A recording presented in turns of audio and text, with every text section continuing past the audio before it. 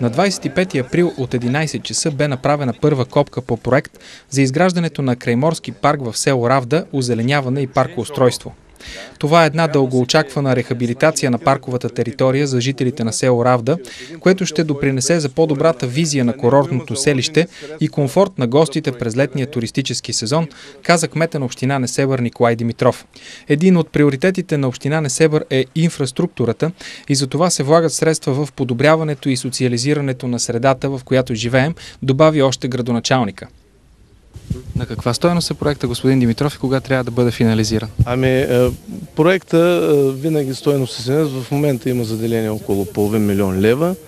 Казвам около половин милион, защото сега точната цифра да не е изброена в левове до стотинки.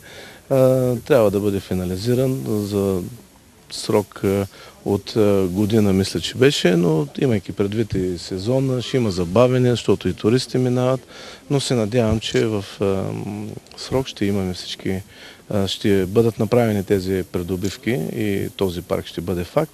Традиционната първа копка направиха кмета на село Равда Андон Бакалов и кмета на община Несебър Николай Димитров, а бутилката с шампанско бе счупена в лопатата на багера от кмета на село Равда. От фирмата изпълнител прогнозират, че първият етап от проекта ще бъде готов до края на месец юни.